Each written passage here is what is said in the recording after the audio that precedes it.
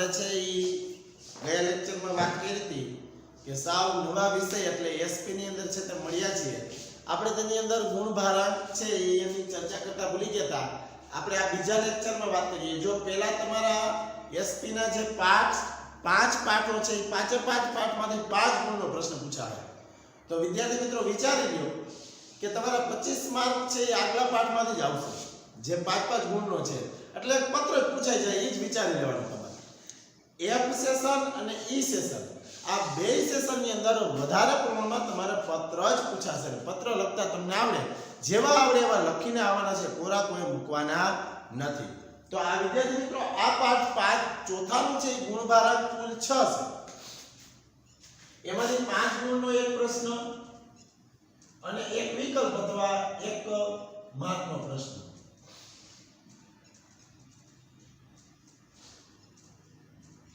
આ તો આઈએમપી છે એટલે પત્ર જ આઈએમપી છે તો આપણે પત્ર તો લખતા આવડી જાય રીત પ્રમાણે તો તમારા 5 માર્ક્સ નો જાય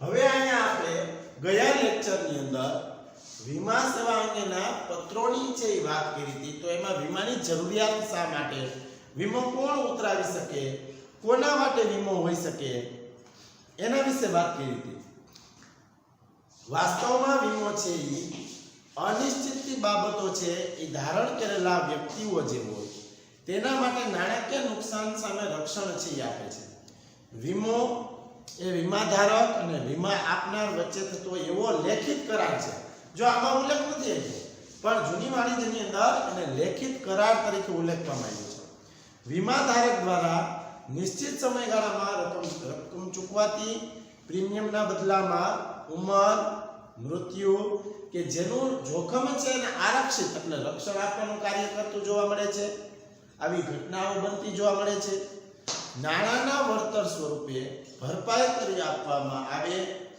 આમાં જ વીમાધારકો નિયમિત જે પ્રીમિયમ છે એ ભરે છે એ પ્રીમિયમના ભાગરૂપે છે એ વીમા કંપની એના બદલે સલામતી અને ખાતરીનો સધિયારો રહે છે એટલે પોતે એક પ્રકારનો જે કરાર કરતી જોવા મળે છે અલગ અલગ પોલિસી દ્વારા સામાન્ય વ્યક્તિને અકસ્માત કે માંદગી દરમિયાન જે નાણાંની સહાય નિવૃત્તિ બાદ નિયમિત આવક કે મૃત્યુ બાદ પરિવારના સભ્યને નાણાકીય સલામતી બાંહેધરી મળે તો આવા વેપારીને ખોટ નુકસાન કે અણધારી આપત્તિને પહોંચી વળવા માટે જે ચિંતામાંથી મુક્તિ અપાવે તે એટલે વીમો છે વીમાના જે પ્રકારો તો વીમાના મુખ્ય 2 પ્રકાર છે વીમાના મુખ્ય કેટલા પ્રકાર છે વિદ્યાર્થી મિત્રો 2 પ્રકાર વીમાના મુખ્ય 2 પ્રકાર પહેલું સામાન્ય વીમો અને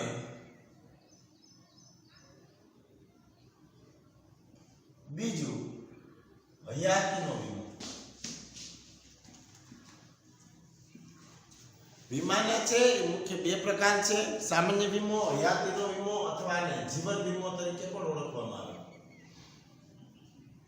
આપણે છે એ 11મા ની અંદર છે એ ઘણા બધા પ્રકારો છે એ ભણ્યા છે સિદ્ધાંતો પણ ભણ્યા હતા એની અંદર કે સંપૂર્ણ ભરોસાનો સિદ્ધાંત નુકસાન વળતર અંગેનો સિદ્ધાંત આ બધા વિશે છે તે આપણે ભણ્યા છીએ તો અહીંયા જીવન વીમાનો સિદ્ધાંત છે એ શું કહે છે અથવા એનો પ્રકાર છે એ કઈ રીતનો હોઈ શકે તો કે જીવન વીમો એ વીમા સેવાનું સૌથી પ્રચલિત સ્વરૂપ છે અત્યારે જગતની અંદર જો કોઈ પ્રચલિત હોય તો એ જીવન વીમો છે સમગ્ર જીવનને આવરી લેતી આજીવન પોલિસી જેને આપણે કહીએ છીએ હોલ લાઈફ પોલિસી વીમાધારકના મૃત્યુ બાદ તેના વારસદારને અથવા તેને ચોક્કસ કરેલી વ્યક્તિને જે રકમ મળે છે તે છે જીવન વીમામાં છે એ આવે છે આપણે જે વાત કરીએ છીએ તો હયાતીનો વીમો અથવા એને જીવન વીમા તરીકે છે એ ઓળખવામાં આવે છે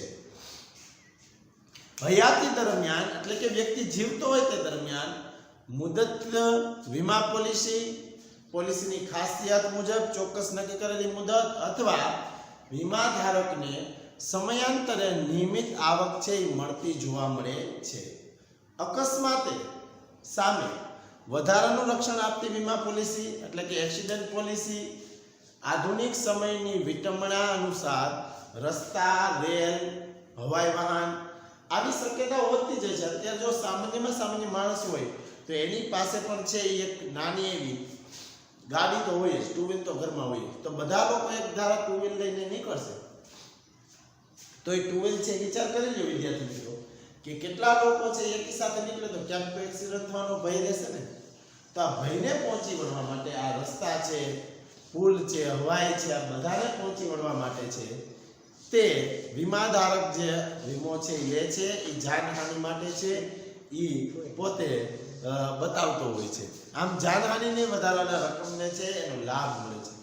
સામાન્ય વીમો આ બધું હતો જીવન વીમો અને હયાતીનો વીમો. જો વિદ્યાર્થી મિત્રો આપણું શરીર છે તે અમૂલ્ય છે. આપણે કોઈને એમ કહીએ કે તને કરોડ રૂપિયા આપું તારી એક આંખ આપ તો એ નહીં આપે, એક છે કિડની આપ, એક હાથ આપી દે, પગ આપી દે, નહીં આપે.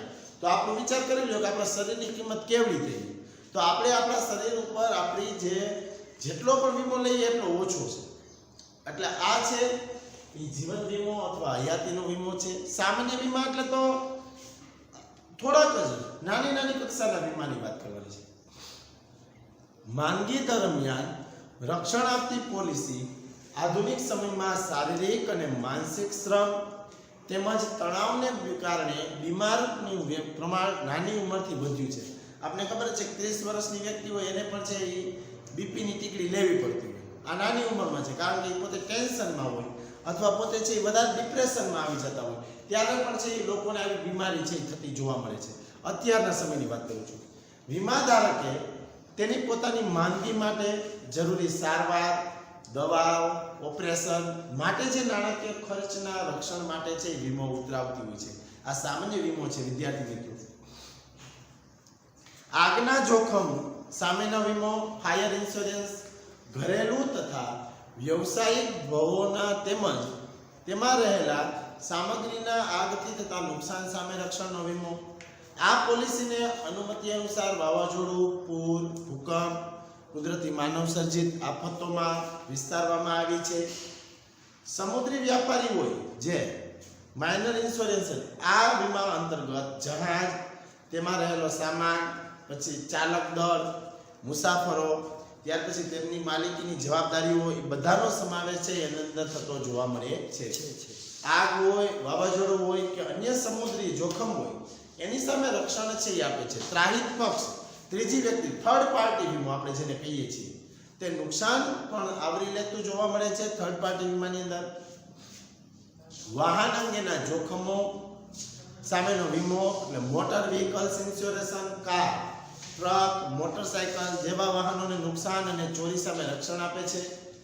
ચોરીના, લૂંટફાટના જોખમોના સામેનો વીમો.